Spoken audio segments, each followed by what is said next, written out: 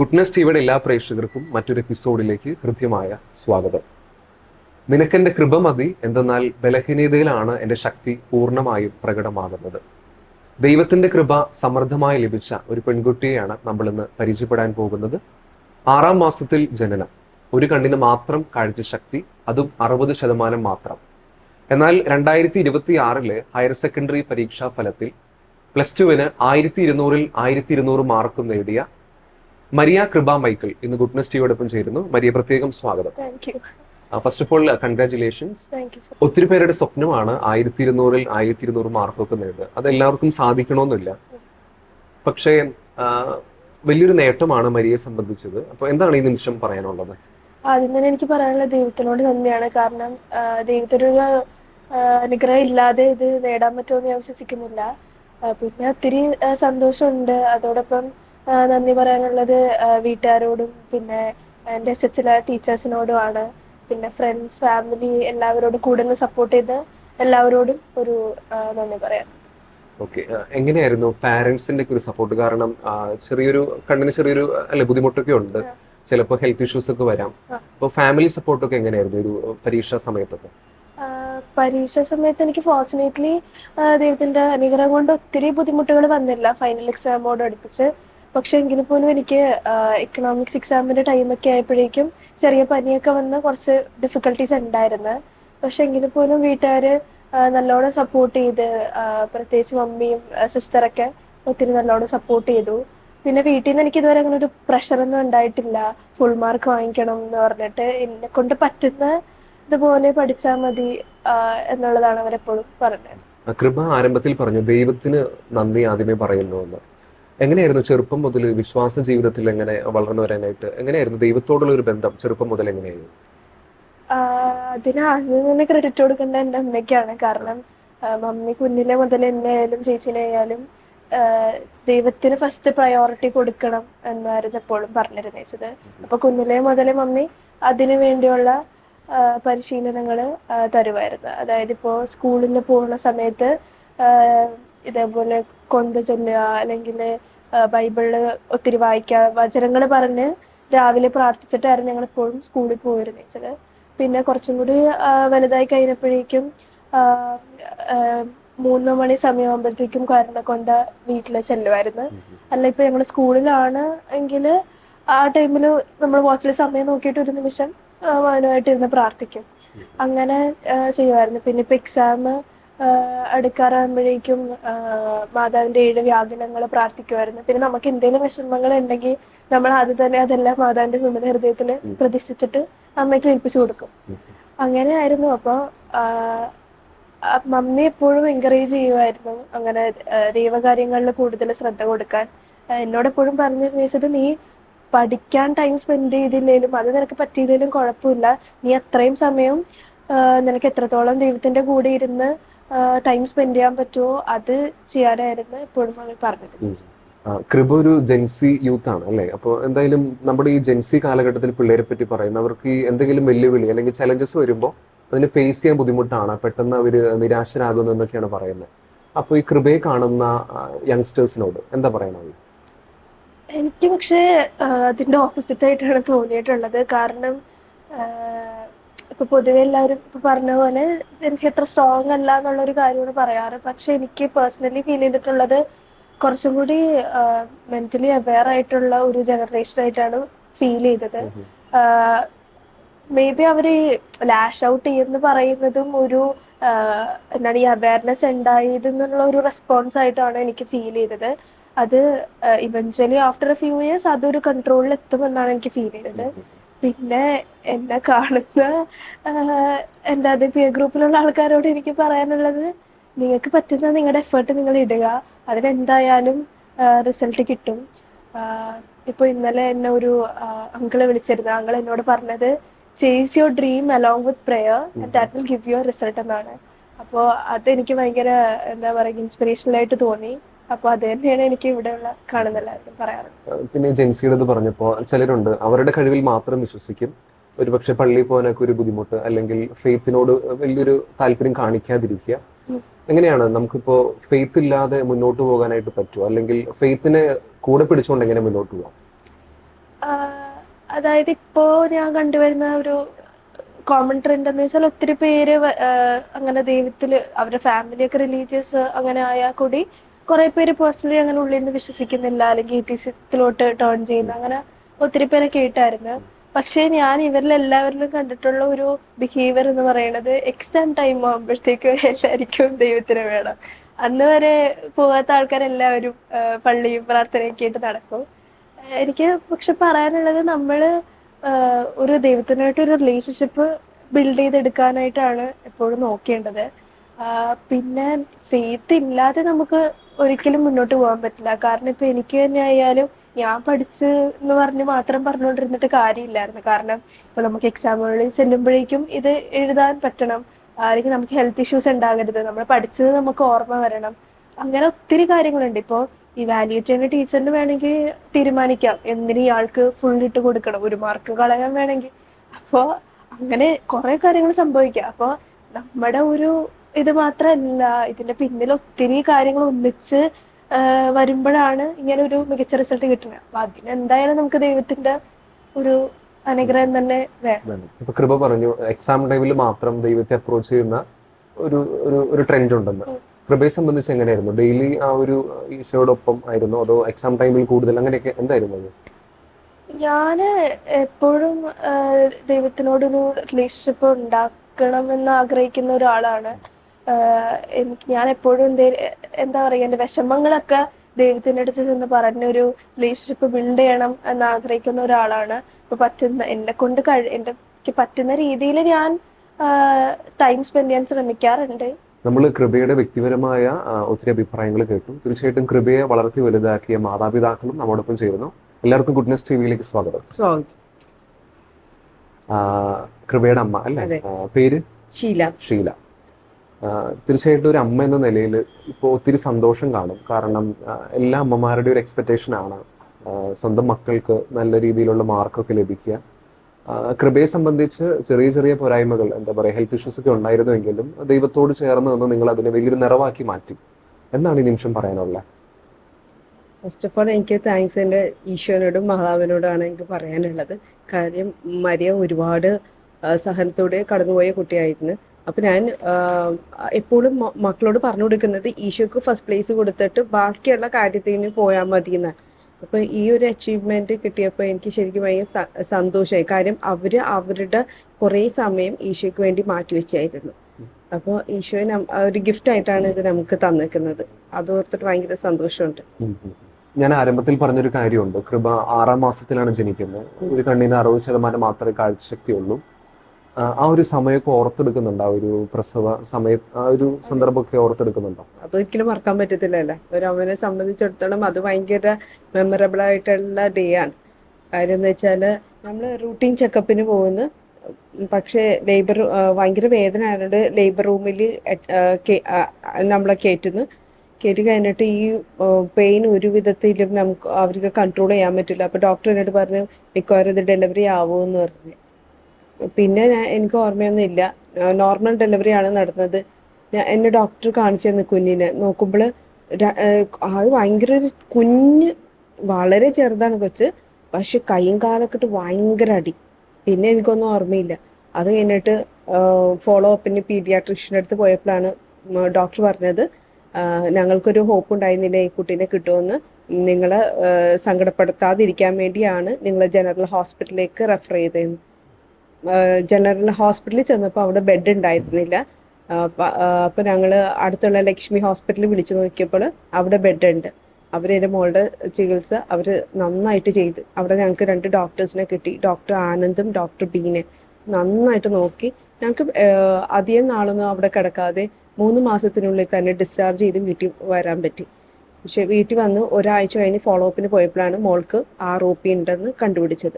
നമ്മൾ ഡിസ്ചാർജ് ചെയ്ത് വരുന്ന സമയത്ത് ഇതൊന്നും ഉണ്ടായിരുന്നില്ല, അതൊക്കെ അവർ നോക്കിയിട്ടാണ് വിട്ടത്. പക്ഷെ ഒരാഴ്ച കഴിഞ്ഞ് ഫോളോ അപ്പിന് വന്നപ്പോഴാണ് ഈ രോഗം ഡെവലപ്ഡ് ആയതും ഉടനെ തന്നെ ലേസറൊക്കെ ചെയ്ത് ഞങ്ങൾ വീട്ടിൽ തിരിച്ചു പോകുന്നു. പിന്നീട് അങ്ങോട്ട് എങ്ങനെയായിരുന്നു? എന്തെങ്കിലും ഹെൽത്ത് ഇഷ്യൂസ് ഒക്കെ ഉണ്ടായിരുന്നോ? പ്രീ ടേം ബേബി ആയിരുന്നു കൊണ്ട് ഭയങ്കര കെയർഫുള്ളായിരുന്നു. ഫീഡിങ് ഒക്കെ ഭയങ്കര കെയർഫുള്ളായിരുന്നു. പിന്നെ കുറേ രോഗങ്ങൾ അടുത്തൂടി പോയാൽ മതി, അപ്പോൾ വരും നമുക്ക്. ചെറുപ്പം മുതലേ പഠന കാര്യങ്ങളിൽ എങ്ങനെയായിരുന്നു കൃപ? കൃപ ഒരു ആവറേജ് സ്റ്റുഡൻ്റ് ആയിരുന്നു. ചെറുപ്പത്തിൽ ആ പിന്നെ സ്കൂളിൽ ഇങ്ങനത്തെ കണ്ണിൻ്റെ പ്രശ്നം ഉണ്ടാകാറുണ്ട്. സ്കൂളിൽ പോകാനും ആൾക്ക് ഇത്തിരി മടിയൊക്കെ ഉണ്ടായിരുന്നു. പക്ഷെ ഞാൻ അത് നന്നായിട്ട് സപ്പോർട്ട് ചെയ്യുന്നു, ഞാൻ വിടൂലായിരുന്നു. എനിക്ക് എൻ്റെ മോള് എന്താണ് മെൻ്റലി അവൾ ഭയങ്കര പീസ്ഫുൾ ആയിരിക്കണം, അതായിരുന്നു എൻ്റെ ഉദ്ദേശം. അല്ല ഒരു പഠിക്കെന്നും പറഞ്ഞ് ആ കൊച്ചിൻ്റെ സന്തോഷം കെടുത്താനും. സ്കൂളിൽ പോകാൻ ഇഷ്ടമില്ലല്ലോ, അറ്റ്മോസ്ഫിയർ ഇഷ്ടമല്ലല്ലോ. അപ്പോൾ പിന്നെ അവിടെ പോകുന്ന കാര്യത്തിൽ എനിക്ക് വലിയ താല്പര്യം ഉണ്ടായിരുന്നില്ല. പക്ഷെ ഞാൻ കൃപയിൽ നോക്കിയ എന്നെ ഭയങ്കരമായിട്ട് ടച്ചിങ് ആയിട്ടുള്ള കാര്യം എന്ന് വെച്ചാൽ, കൃപ സ്കൂളിൽ പോയില്ലെങ്കിലും നോട്ട്സ് ഒക്കെ അപ്ഡേറ്റഡ് ആയിരിക്കും. അപ്പോൾ ടീച്ചേഴ്സിനും ഒരു പ്രശ്നമില്ല, നമ്മൾ ഒരാഴ്ച ലീവ് എടുത്താലും ടീച്ചേഴ്സിനും ഒരു പ്രശ്നമില്ല. ടീച്ചേഴ്സ് ഭയങ്കര സപ്പോർട്ടീവ് ആയിരുന്നു. അതായത് കൃപ തന്നെ നോട്ട്സ് എല്ലാം എല്ലാ നോട്ട്സും കംപ്ലീറ്റ് ചെയ്യും. എങ്ങനെ ഫ്രണ്ട്സിനെ വിളിച്ചിട്ട്, ഫോൺ വിളിച്ച്, അല്ലെങ്കിൽ സ്കൂളിൽ ചെന്നിട്ടാണെങ്കിലും ആൾക്ക് തല ചരിച്ചിട്ട് നോക്കാനേ പറ്റുള്ളൂ. ബോർഡിൽ ലോങ് ഡിസ്റ്റൻസ് ഒന്നും ഒട്ടുമില്ല. അപ്പൊ നോക്കുമ്പോൾ ഭയങ്കര തലവേദന വരും. പക്ഷെ ഞാൻ വിഷമിക്കുമെന്ന് ഓർത്ത് കൃപ ഇതൊന്നും പറയുന്നുണ്ടായിരുന്നില്ല. കൃപ തന്നെ ഉള്ളിൽ സഫർ ചെയ്യണമായിരുന്നു. പക്ഷെ എനിക്കിതൊക്കെ മനസ്സിലായി. അപ്പോൾ ഞാൻ പറയും, ആ ക്ലാസ്സിൽ പോകാൻ മടിയാണെങ്കിൽ വേണ്ട, പോകണ്ട. കാര്യം ഇങ്ങനെ സ്ട്രെയിൻ ചെയ്ത് നോക്കിയാൽ തലവേദന വരും, അതാണ് ആൾക്ക് ബുദ്ധിമുട്ട്. പോകാനും മടി, അതാണ് കാര്യം.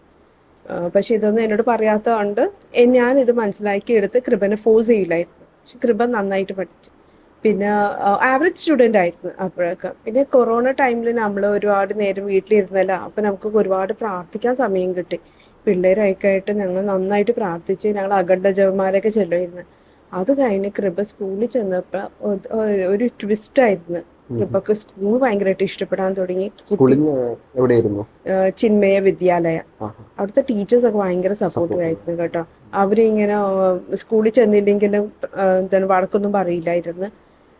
പിന്നെ അവിടെ എന്താണ് കൃപക്ക് സ്കൂളിൽ ചെന്നപ്പോൾ കുറേ ഫ്രണ്ട്സ് കിട്ടി കൊറോണ കഴിഞ്ഞ ശേഷം. പഠിത്തത്തിലും നല്ല ഇമ്പ്രൂവ്മെന്റ് കാണിക്കാൻ തുടങ്ങി. എസ്പെഷ്യലി ഹിസ്റ്ററിക്കൊക്കെ ഫുള്ളാണ്. അപ്പൊ അത് കുറേ വായിക്കേണ്ട സബ്ജക്റ്റ് അല്ലേ. ഞാൻ തന്നെ ഇങ്ങനെ സർപ്രൈസ്ഡ് ആയിരുന്നു എങ്ങനെ മോൾക്ക് ഇത് സാധിച്ചെന്ന്. പിന്നെ ലാംഗ്വേജിനും എനിക്ക് ഭയങ്കര വിഷമമായിരുന്നു. കൃപക്ക് എന്താണ് ഇങ്ങനെ വായിക്കാൻ പറ്റില്ലല്ലോ ഒത്തിരി. അപ്പൊ ഇവന്റെ ലാംഗ്വേജ് എങ്ങനെ ഡെവലപ്ഡ് ആവുമെന്ന്. പക്ഷെ ഒരു ദിവസം ഞാൻ കൃപ ഒരു ആർട്ടിക്കിൾ എഴുതുന്നുണ്ട്, അത് ഭയങ്കര സൂപ്പറായിരുന്നു. ഒരു ബൈസിക്കിളിനെ പറ്റിയാണ് എഴുതിയത്, പക്ഷെ അത് ഭയങ്കര സൂപ്പറായിരുന്നു. അപ്പൊ ഞാൻ ഓർത്ത്, വായിക്കാതെ തന്നെ ഇത്രയും നോളജ് എങ്ങനെ കിട്ടിയെന്ന്. അതുപോലെ മലയാളത്തിൽ CBSEയുടെ 10th റിസൾട്ട് വന്നപ്പോൾ മലയാളത്തിന് ഫുൾ മാർക്കായിരുന്നു. സബ്ജക്റ്റ് ലാംഗ്വേജ് ടോപ്പറായിരുന്നു. ഹിസ്റ്ററിക്കും സബ്ജക്ട് ടോപ്പറായി, അതിനും ഫുള്ളായിരുന്നു. അമ്മയോട് ലാസ്റ്റ് ഒരു ചോദ്യം. ഒത്തിരി അമ്മമാര് ചിലപ്പോൾ ഈ ഒരു എപ്പിസോഡ് കാണുന്നുണ്ടാവും. അവരുടെ മക്കളും ചിലപ്പോൾ ഇതുപോലെ ഈ പറഞ്ഞ ബുദ്ധിമുട്ടുകളിലൂടെയൊക്കെ കടന്നു പോകുന്നവരായിരിക്കാം. അവരോടൊക്കെ എന്താ പറയാനുള്ളത്? എനിക്ക് പറയാനുള്ളത്, ദൈവത്തിൽ ആശ്രയിക്കുക. ദൈവത്തിൽ ആശ്രയിച്ചാൽ ദൈവത്തിനറിയാം എന്താണ് നമ്മളുടെ മക്കൾക്ക് വേണ്ടതെന്ന്. അത് ഈശോ കറക്റ്റ് സമയത്ത് നമ്മളുടെ മക്കൾക്ക് തരും. പരിശുദ്ധ അമ്മയോട് മധ്യസ്ഥ വഹിച്ചുകൊണ്ടേയിരിക്കുക. കൃപയുടെ ഫാദർ അല്ലേ, പേരെന്ന് പറയുക? മൈക്കിൾ ആന്റണി. സണ്ണി എന്ന വിളിപ്പേര് മൈക്കിൾ ആന്റണി എന്നാണ്. കൃപ പറയുന്നുണ്ടായി പപ്പ വാസ് വെരി സപ്പോർട്ടീവ്. അപ്പോൾ എങ്ങനെയാണ് കൃപ? മമ്മി, എനിക്ക് തോന്നുന്നു മമ്മി ഇടയ്ക്ക് എവിടെയോ പറഞ്ഞ പോലെ എനിക്ക് തോന്നിയിട്ടുണ്ട്, ഒരു മിറക്കിൾ ബേബി ആയിരുന്നു കൃപ എന്ന്. എങ്ങനെ ഓർത്തെടുക്കുന്നു കൃപയെ? കൃപയുടെ ജനനം എന്ന് പറഞ്ഞാൽ ആക്ച്വലി ഒരു എങ്ങനെ അത് റിക്കളക്ട് ചെയ്യുമെന്നുള്ളത് ഭയങ്കര ഒരു ടെൻഷൻ സ്റ്റേജിലൂടെ ആയിരുന്നു. ടെൻഷൻ സ്റ്റേജ് എന്ന് പറഞ്ഞാൽ നമ്മൾ റൂട്ടീൻ ചെക്കപ്പിന് ഹോസ്പിറ്റലിലോട്ട് പോകുന്നു. ഒരു എല്ലാ മാസത്തെയും പോലെ ഒരു സാധാരണ ചെക്കപ്പിന് പോകുന്നു. ഞാനും ഒരുമിച്ച് ചെല്ലുന്നു. അവിടെ ചെന്ന് ഇയാളെ ഡോക്ടർ ചെക്കപ്പ് ചെയ്തപ്പോൾ പെയിൻ റേഡിയേറ്റ് ചെയ്യാൻ തുടങ്ങി. അപ്പോൾ ഡോക്ടർ പറഞ്ഞൊരു കാര്യം, ഞങ്ങൾ ലേബർ റൂമിൽ കയറ്റിയാണ്, നിങ്ങൾ വെയിറ്റ് ചെയ്യ് എന്ന് പറഞ്ഞിട്ട് അങ്ങ് ലേബർ റൂമിലോട്ട് കയറ്റി. ഒരു അരമണിക്കൂർ കഴിഞ്ഞപ്പോൾ ഡോക്ടർ വെളിയിലോട്ട് വന്നിട്ട് പറഞ്ഞ്, നിങ്ങൾ ഒരു 1.5 മണിക്കൂർ 2 മണിക്കൂർ വെയിറ്റ് ചെയ്യേണ്ടി വരും, കാരണം ഡെലിവറി ആകാനുള്ള സാധ്യത ഉണ്ട്. അപ്പോൾ ഇത് 6ാം മാസത്തിലുള്ളൊരു ചെക്കപ്പാണെന്നോ ഇപ്പോൾ ഡെലിവറി ആയാൽ എന്ത് സംഭവിക്കുമെന്നുള്ള ഒരു പിന്നെ ആ ഒരു പ്രോബ്ലംസ് ഒന്നും എൻ്റെ മനസ്സിലൊന്നും അപ്പോൾ വരുന്നില്ല. അത് കഴിഞ്ഞ് വെയിറ്റ് ചെയ്ത് 1.5 മണിക്കൂർ കഴിഞ്ഞപ്പോൾ എന്നെ അകത്തോട്ട് വിളിച്ചിട്ട് എൻ്റെ കയ്യിലോട്ട് ഇങ്ങനെ കുഞ്ഞിനെ തരിക. കുഞ്ഞിനെ തരുമ്പോൾ എക്സാക്ട്ലി പറയുകയാണെങ്കിൽ നമ്മൾ ഈ കോഴിക്കടയിൽ പോയിട്ട് കോഴിനെ തൊലി പൊളിച്ച് വാങ്ങിക്കത്തില്ല, അതേ അവസ്ഥ. സ്കിന്നൊന്നും ഇല്ല, അതായത് രണ്ട് കയ്യിൽ ഒതുങ്ങുന്ന ആ രീതി. അത്ര ആ കുമ്പിളില് ഈ കൈക്കുമ്പിൾ ഒതുങ്ങാവുന്ന രീതിയിലുള്ള ഒരു ഒരു കുഞ്ഞ്, ഒരു പൊടിക്കുഞ്ഞ്. നമ്മൾ പൊടിക്കുഞ്ഞ് എന്നൊക്കെ പറഞ്ഞു കേട്ടിട്ടുള്ള, ആദ്യമായിട്ടാണ് അങ്ങനെ. അങ്ങനെ കയ്യിലോട്ട് എടുത്തു വെച്ചപ്പോ ആ ഒരു സമയത്ത് ആ എന്തായിരുന്നു? സമയത്ത് ഞാൻ ഒരു ബ്ലാങ്ക് ആയി പോയി. ആ. ഇത് ചിന്തിക്കണം, എന്താണ് ഈ അവസ്ഥ, ഇനി കുഞ്ഞിന് എന്താവും എന്നൊക്കെ ഉള്ള രീതിയിലുള്ള ഒരു ഇമോഷണലിനേക്കാളുപരി ഞാനത് ബ്ലാങ്ക് ഔട്ട് ആയിപ്പോയി. ഒന്നും നമുക്ക് ആ മെഡിക്കൽ കാര്യങ്ങളൊക്കെ പറ്റി ഒന്നും ചിന്തയേ വരുന്നില്ല. ഡോക്ടർ പറഞ്ഞ് ഇതാണ്, ബ്രീത്ത് ചെയ്യുന്നുണ്ട്, കൈയും കാലൊക്കെ നല്ല ആക്റ്റീവാണ്, നിങ്ങൾ ബെറ്റർ ട്രീറ്റ്മെൻറ്റ് നോക്ക്, വേറെ ഹോസ്പിറ്റലിലോട്ട് ഷിഫ്റ്റ് ഒരു ചെയ്യുന്ന. വിശ്വാസി എന്ന നിലയിൽ ആ ഒരു സന്ദർഭമൊക്കെ മനസ്സിൽ ഓർക്കുമ്പോൾ ഒരു പക്ഷെ രണ്ട് രീതിയിൽ ചിന്തിക്കാം. എന്തുകൊണ്ട് ദൈവം ഇങ്ങനെ, അല്ലെങ്കിൽ നമുക്ക് ചിന്തിക്കാം ദൈവത്തിൽ കൂടുതൽ ആശ്രയിച്ച് ദൈവത്തിന്റെ പദ്ധതി ആയിരിക്കാം എന്ന് നമുക്ക് ചിന്തിക്കാം. എങ്ങനെയായിരുന്നു ചേട്ടൻ്റെ ആ ഒരു സമയത്തെ മനോഭാവം? എൻ്റെ അപ്പോഴത്തെ സ്ഥിതി എന്ന് വെച്ചാൽ ഞാൻ അത്ര ദൈവമായിട്ട് അത്ര അടുത്ത്, എന്ന് വെച്ചാൽ വിശ്വാസ ജീവിതത്തിൽ അത്ര ഒരു എന്താ പറഞ്ഞാൽ ഒരു നെക്സ്റ്റ് ലെവലിലോട്ട് വരുന്ന ആളായിരുന്നില്ല അന്ന് ആ സമയത്ത്. പക്ഷെ കുഞ്ഞിൻ്റെ ഈ അവസ്ഥയൊക്കെ വന്നു കഴിഞ്ഞപ്പോൾ എന്നെ ദൈവം തന്നെ എന്നെ മോൾഡ് ചെയ്യാൻ തുടങ്ങി. ഇത് നിനക്കൊരു എന്താ പറയുന്ന വിശ്വാസ ജീവിതത്തിലോട്ട് വരാനുള്ള ഒരു മാർഗമാണെന്നുള്ള രീതിയിൽ എന്നെ ഉള്ളിൽ തന്നെ എന്നെ പിന്നെ പ്രചോദിപ്പിക്കാൻ തുടങ്ങി. അങ്ങനെയാണ് ഞാൻ ശരിക്കും വിശ്വാസ ജീവിതത്തിലേക്ക് വരുന്നത്. സാധാരണഗതിയിൽ എന്ന് വെച്ചാൽ നമ്മൾ സെറ്റ് ബാക്ക് വരുമ്പോൾ ദൈവത്തെ തള്ളി പറഞ്ഞിട്ട് പോവുകയാണ്. ഇത് നമ്മൾ സെറ്റ് ബാക്കിലൂടെയാണ് നമ്മളെ ദൈവത്തോട് അടുക്കുന്നത്. എൻ്റെ ഒരു എങ്ങനെയാണ് കൃപയുടെ ചെറുപ്പ കാലഘട്ടമൊക്കെ, അല്ലെങ്കിൽ സ്കൂളിലേക്കൊക്കെ വിടുന്ന സമയം ആ ഒരു ടെൻഷനൊക്കെ ഉണ്ടായിരുന്നു ഉള്ളില്? ഇവൻ ചെറുപ്പത്തിലേ ഉള്ള ഒരു ഇതെന്ന് വെച്ചാലേ സ്കൂളിൽ പോകാൻ അത്ര ഇഷ്ടമില്ലായിരുന്നു. പക്ഷെ ഞാൻ ഇയാളുടെ നേരെ ഓപ്പോസിറ്റ് ആയിരുന്നു. ഇവനെ എങ്ങനെയെങ്കിലും സ്കൂളിൽ വിടണമെന്നുള്ളത്. ഒരു തവണ ഒരു ഇതുണ്ടെന്ന് വെച്ചാൽ ഇവന് സ്കൂളിൽ പോകാൻ തീരെ ഇഷ്ടമില്ല, ബൈക്കിൽ പോകണ്ടെന്നുള്ള രീതിയിൽ അങ്ങനെ നിൽക്കുക. അപ്പം ഞാനിവനെ നിർബന്ധിച്ച് വണ്ടിയിലേക്ക് കയറ്റി കൊണ്ടുപോയി. ഇയാൾ കരയാനൊക്കെ തുടങ്ങി, എന്നാലും പിന്നെ ഞാൻ നിർബന്ധിച്ച് അവനെ സ്കൂളിൽ കൊണ്ടുപോയി വിട്ടു. അപ്പോൾ അതിപ്പോഴും പറയും, പപ്പ എന്നെ ഡാഡി എന്നെ നിർബന്ധിച്ച് കൊണ്ടുപോയി, മമ്മിയാണെങ്കിൽ എന്നെ വിടത്ത് പോലും ഇല്ലായിരുന്നു എന്ന് പറഞ്ഞു. അപ്പം ഞാൻ അങ്ങനെ ഇമോഷണലി ഒന്നും ചിന്തിക്കാറില്ല. സ്കൂളിൽ പോയാൽ കൂട്ടുകാരുടെ കൂടെയൊക്കെ എൻജോയ് ചെയ്ത് അങ്ങനെ നിൽക്കും എന്നുള്ളതാണ് ഞാൻ കരുതി. പക്ഷെ സ്കൂൾ കാലഘട്ടത്തിൽ ആദ്യത്തെ കുറേ ഒരു 1, 2, 3 വർഷങ്ങൾക്കൊക്കെ കൊച്ചിന് കുറച്ച്, കാരണം നല്ല കൂട്ടുകാരില്ല, എല്ലാവരുമായിട്ട് അങ്ങനെ ക്ലോസ് ആയിട്ട് ഇവൻ്റെ ഈ ഒരു ഡിഫിക്കൽട്ടി കൊണ്ട് പിന്നെ ക്ലോസ് ആയിട്ട് പെരുമാറും. പക്ഷെ അത് കഴിഞ്ഞ് ഈ കൊറോണ പീരീഡ് കഴിഞ്ഞപ്പോൾ it was A drastic change. അവൻ ഭയങ്കരമായിട്ട് മാറി, ഒത്തിരി ഫ്രണ്ട് സർക്കിളായി. അതായത് ഈ ആദ്യത്തെ 1-2 വർഷക്കാലത്ത് ഇവൻ എഴുതിയൊരു ആർട്ടിക്കിൾ എൻ്റെ അടുത്തുണ്ടായിരുന്നു,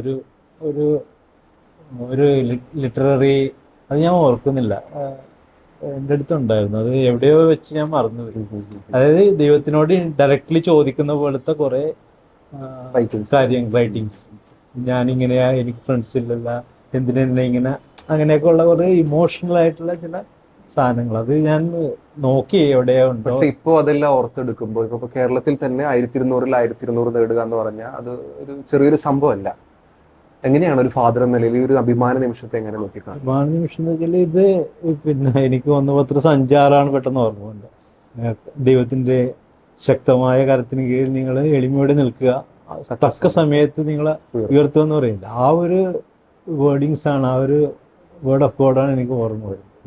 അപ്പോൾ പാരൻസ് ഇപ്പോൾ പൊതുവെ എല്ലാ മക്കളെയും കുറിച്ച് ആകുലരാണ്, അവർക്ക് എന്ത് സംഭവിക്കും, അവരെങ്ങനെ ആയിത്തീരും എന്നൊക്കെ ഉള്ളൊരു എല്ലാ പാരൻസിനും ഉള്ളതാണ്. അത് പിന്നെ ലോകത്തിലുള്ള എല്ലാ പാരൻസിനും. പക്ഷേ നമ്മൾ ദൈവത്തിൽ ആശ്രയിക്കുമ്പോൾ ഉള്ള ഒരു ചേഞ്ചാണ് ഞങ്ങളുടെ ജീവിതം. കയറി വരുമ്പോൾ തന്നെ ഒരു രൂപക്കൂടാണ് നമ്മൾ ആദ്യം ശ്രദ്ധിക്കുന്നത്.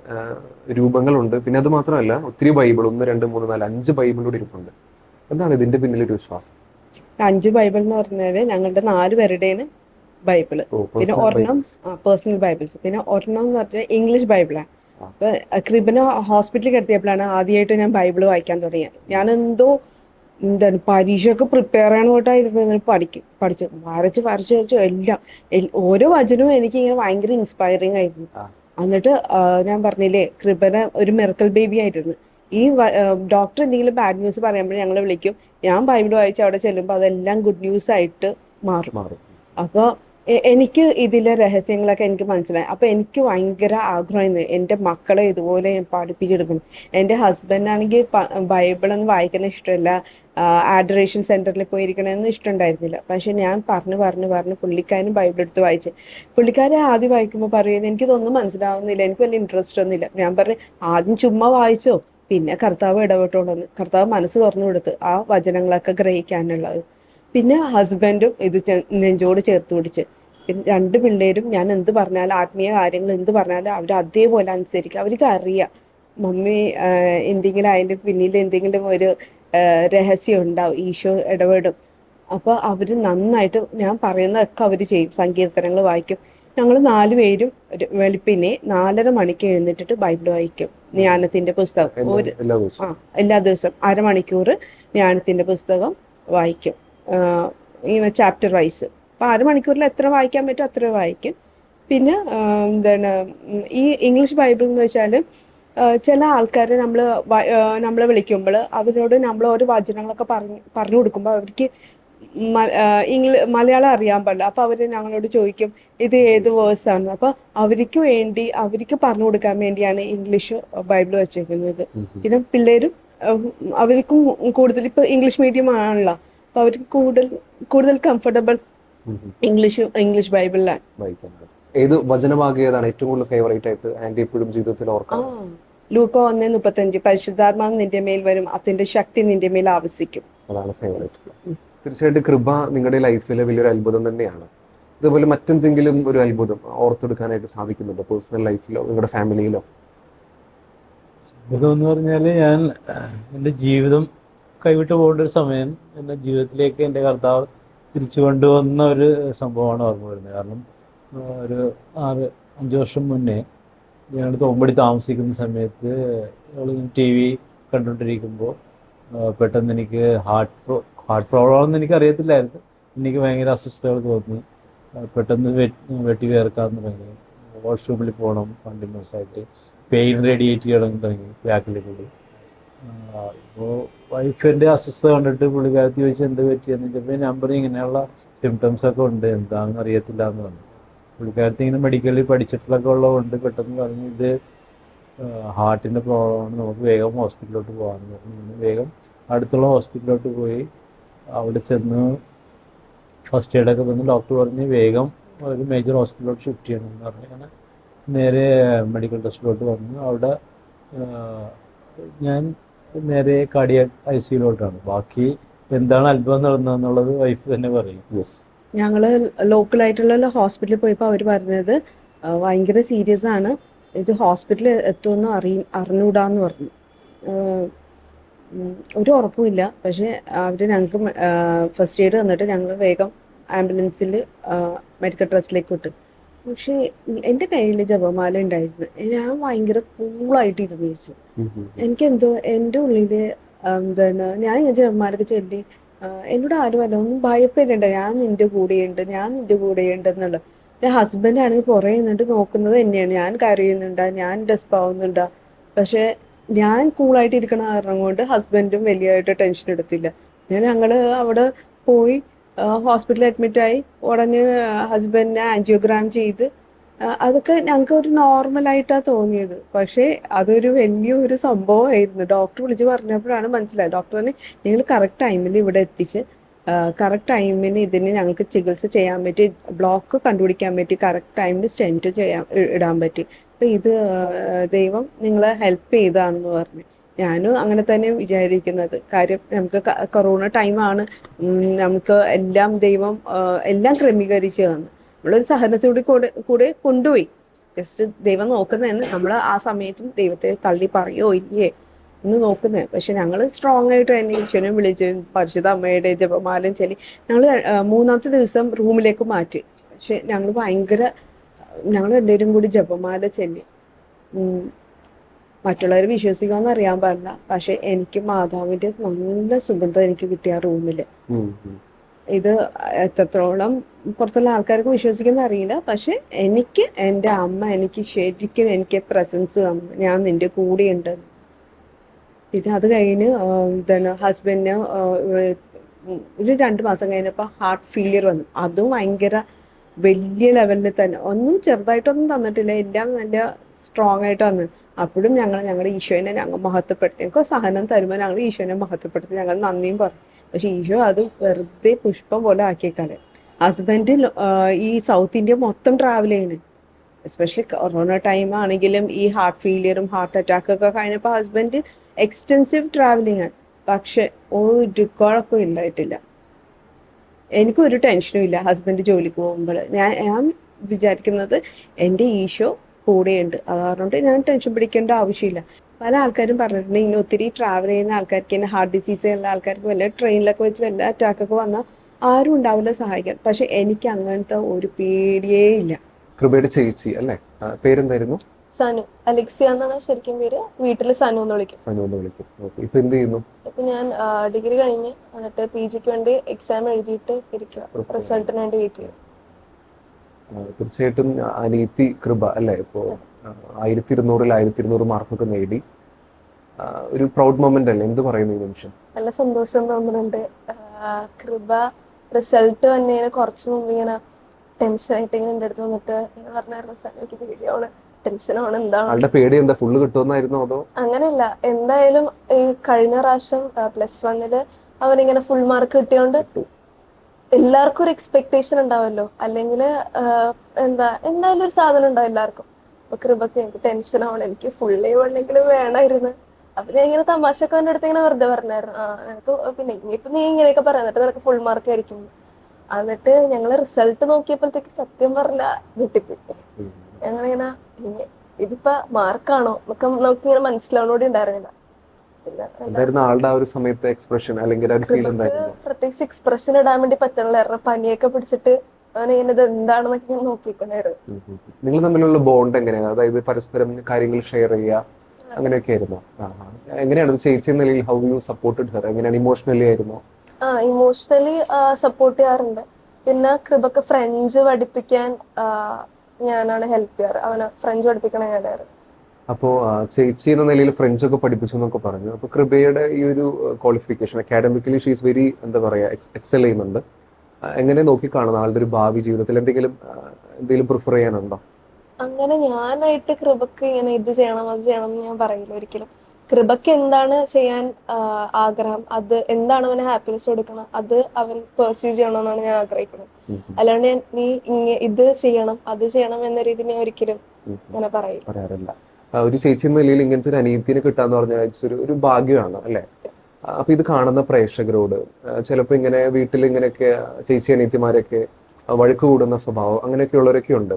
നിങ്ങളെ കാണുമ്പോൾ രണ്ടുപേർക്കും ഭയങ്കര പോസിറ്റീവാണ്, വെൽ അറ്റാച്ച്ഡ് ആണ്. എങ്ങനെയാണ്, ഒരു പ്രേയർഫുൾ ലൈഫാണോ നിങ്ങൾ രണ്ടുപേരെയും കണക്ട് ചെയ്യുന്നത്?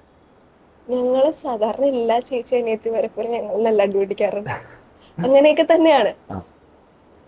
എനിക്ക് എൻ്റെ ലൈഫിൽ എനിക്ക് ദൈവം തന്ന ഏറ്റവും വലിയ ഗിഫ്റ്റാ കൃപ. എനിക്കറിയില്ല, ഞാൻ പലപ്പോഴും ഇങ്ങനെ ഡൗൺ ആയിട്ടൊക്കെ ഇരിക്കുമ്പോഴത്തേക്കും എനിക്ക് പോയിട്ട് സംസാരിക്കാൻ, ഇപ്പം മമ്മീനെയും ഡാഡിനെയൊക്കെ പറ്റി നമുക്ക് അടുത്ത് സംസാരിക്കണേനേക്കാളും കൂടുതൽ നമുക്ക് സിബ്ലിംഗ് ആകുമ്പോഴത്തേക്കും കൂടുതൽ മനസ്സിലാവും. അപ്പൊ എനിക്ക് കൃപ എന്ന് പറയുന്ന ലൈഫിൽ എൻ്റെ ബിഗ്ഗസ്റ്റ് ഗിഫ്റ്റാണ്. അപ്പോൾ ദൈവത്തിന് അതിന് ഒരുപാട് നന്ദി. അപ്പോൾ കൃപ, എന്തായാലും നമ്മൾ ഈ ഒരു എപ്പിസോഡ് അവസാനിപ്പിക്കുന്നു. എന്താണ് ഇനി ഭാവി പ്ലാൻസ് ഒക്കെ? ഞാൻ ഇനി BSc സൈക്കോളജി പഠിക്കാമെന്നാണ് വിചാരിച്ചത്. അപ്പോൾ രാജഗിരി കോളേജ് ഓഫ് സോഷ്യൽ സയൻസിൽ അപ്ലൈ ചെയ്തിട്ടുണ്ട്. അപ്പോൾ അതാണ് കറണ്ട് പ്ലാന്.